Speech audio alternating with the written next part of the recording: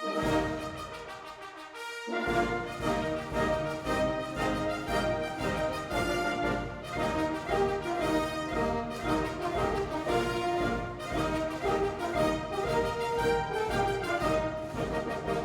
week in Limbourgeois het afscheid van Leo Haube als hoofdredacteur van L1.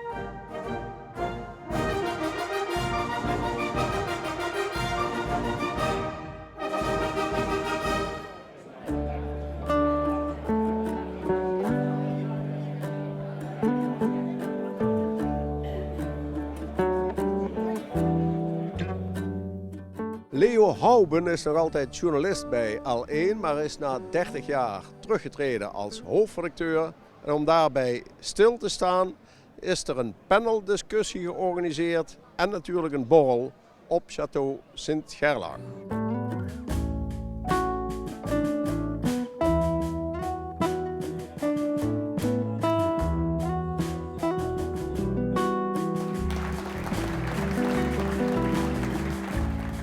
Ja, 30 jaar hoofdredacteur, ja, dat is heel erg lang. Maar ik heb ook uitgelegd dat er zoveel is gebeurd in die jaren dat het ook helemaal niet zo voelt.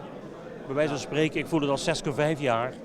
Dus tot de laatste dag ben ik fluitend naar mijn werk gegaan en nou ja, dat heeft me veel voldoening gegeven. Ja. Hoe is dan die samenwerking? Want ja, Leo, hoor ik overal zeggen, was kundig, maar niet de makkelijkste.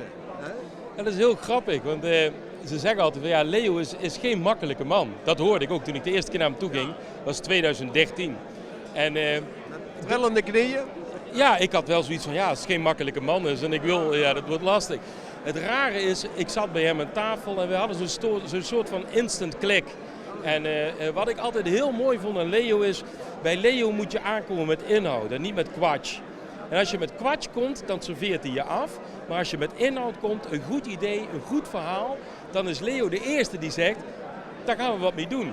Ja, want hij beleeft niet de hele tijd in Limburg zitten. Hij manifesteerde zich ook echt wel op landelijke schaal. Hè? Nou, zeker. Er was geen feestje waar Leo niet was. Of geen vergadering waar Leo niet was, in mijn beleving. En hij vond het nooit een probleem om naar het noorden te rijden. Dus ik heb hem overal altijd gezien. Leo ontbrak eigenlijk nooit. Wat heeft Leo betekend voor Limburg vanuit zijn rol als hoofdredacteur voor L1?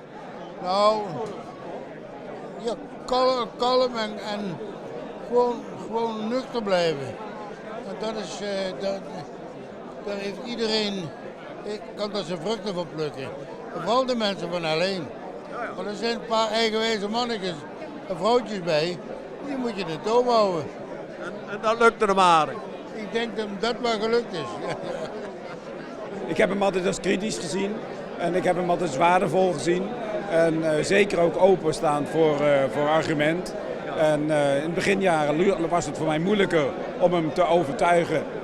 Maar later ontdekte ik dat het voor hem ook heel erg moeilijk is om de kunst en cultuur in het medium in een juist format te krijgen, zodat het ook werkt. Jij weet dat is geen ander.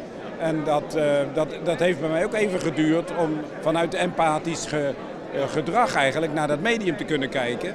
Dames en heren, Leo Houben, zijn naam is al genoemd. Daar ging ik vanuit en dat is inderdaad gebeurd. Was niet alleen meer dan 30 jaar hoofdredacteur van L1, maar veel belangrijker nog, hij was 17,5 jaar hoofdredacteur van mij. Ik kwam als 21-jarige student geschiedenis bij L1 binnen en liep als 39-jarige vader weer naar buiten. Leo heeft mij gevormd. Ik heb een moeder, al 45 jaar, schat van een vrouw. Ik heb een relatie, al 23 jaar, prachtige vrouw. En op de derde plaats, al langslopende relaties in mijn leven, 17,5 jaar, Leo Houben.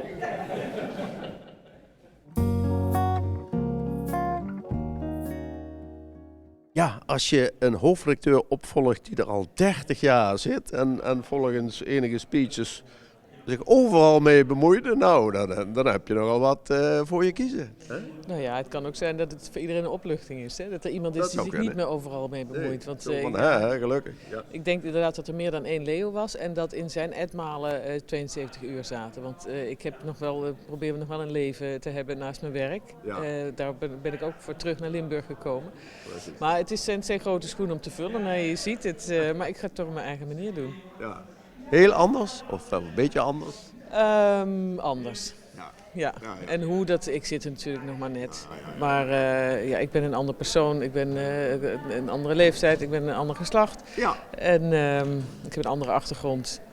En ik ben meer van het delegeren. Ik wil niet alles zelf doen. En ik heb een heel sterk team van chefs en coördinatoren onder me. En die gaan dan weer ieder voor zich hun eigen troepen instrueren en inspireren.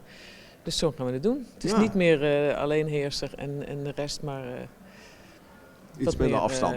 En ook iets minder afstand, ja.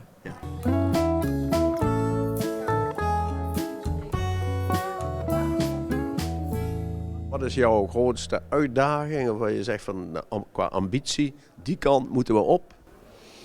Nou, L1 moet eerst en vooral de zender blijven die het ook was. Diep geworteld in de provincie, diep geworteld in Limburg voor alle Limburgers. Ik denk dat wij journalistiek inhoudelijk de kwaliteit nog naar een hoger niveau moeten brengen. En ik denk dat wij ook een hele aantrekkelijke werkgever moeten zijn voor aankomende journalistieke talenten of andersoortige talenten.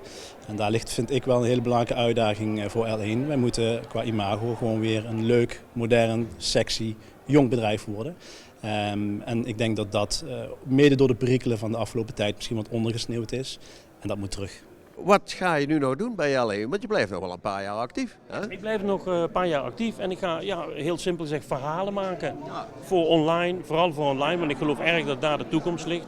Maar ook radio en televisie kan ook. Gewoon mooie verhalen maken over Limburgse onderwerpen. En proberen met die verhalen ook het vertrouwen van het publiek te houden, te vergroten. Door aandacht te besteden aan onderwerpen waar het publiek ook, het grote publiek, mee bezig is.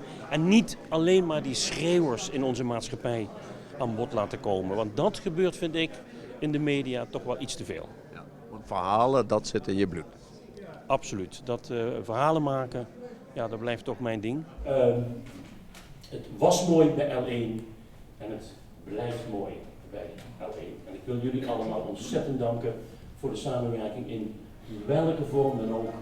Wij hebben samengewerkt en ik zou zeggen hartelijk dank ervoor en we gaan aan de slag. Dank jullie wel.